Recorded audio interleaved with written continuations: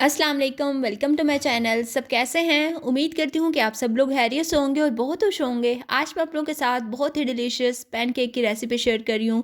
ये रेसिपी आप लोग बच्चों के लंच बॉक्सेस के लिए भी रेडी कर सकते हैं और आप लोग इसे ब्रेकफास्ट में भी तैयार कर सकते हैं। तो रेसिपी का कोई भी पार्ट मिस मत करिएगा, इसको लास्ट तक ज़रूर देखिएगा। चैनल पर न्यू है तो इसको सब्सक्राइब करिएगा। चलिए रेसिपी स्टार्ट करते हैं। सबसे पहले हम लोग बटर मिल्क रेडी करेंगे। उसके लिए हमने यहाँ पे 3/4 कप दूध ले लिया है। इसमें हमने 1 table spoon white vinegar add करना है, यानी कि सफ़ेद सिरका। इसको मिक्स करके 10 मिनट्स के लिए रख देंगे रेस्ट के लिए।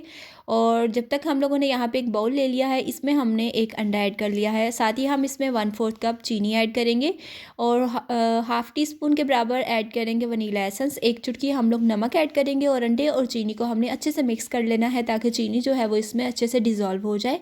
जैसे ही चीनी अच्छे से मिक्स हो जाएगी, हमने यहाँ पे 1/4 कप ऑयल ऐड करना है।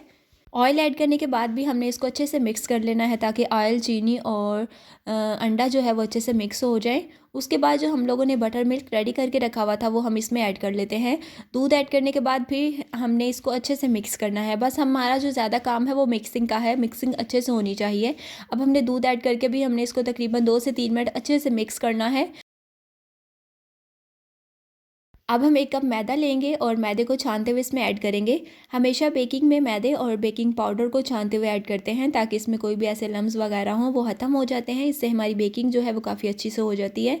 मैदे को हम लोगों ने छानते हुए ऐड कर लिया है। अब हमने यहाँ पे 1 टेबल स्पून ऐड करना है बेकिंग पाउडर। बेकिंग पाउडर को भी हम छानते हुए इसमें ऐड करेंगे। तो इसी के साथ जो लोग मेरे चैनल पे न्यू हैं, चैनल को सब्सक्राइब नहीं किया, प्लीज़ रेड सब्सक्राइब के बटन पे क्लिक करके मेरे चैनल को सब्सक्राइब कर सकते हैं, बहुत इंपॉर्टेंट है। और इससे मुझे न्यू वीडियोस बनाने में काफ़ी मोटिवेशन भी मिलती है। अब हमने मैदा और बेकिंग पाउडर ऐड करने के बाद इसको अच्छे से मिक्स कर लेना है। हैंड विस्क की मदद से ही हमने इसको अच्छे से मिक्स करना है ताकि इसमें कोई भी लम्स ना रहे, एक स्मूथ सा बैटर हमारा रेडी हो जाए।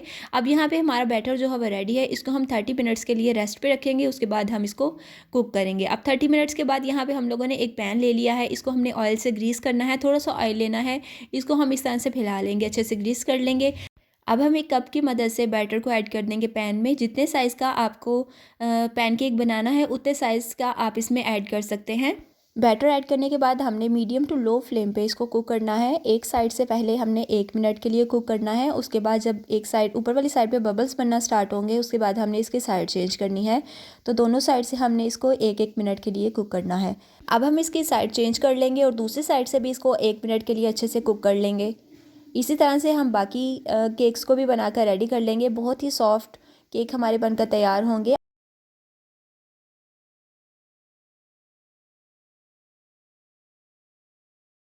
तो जी यहाँ पे हमने तमाम पैनकेक्स बनाकर रेडी कर लिए हैं, एकदम सॉफ्ट।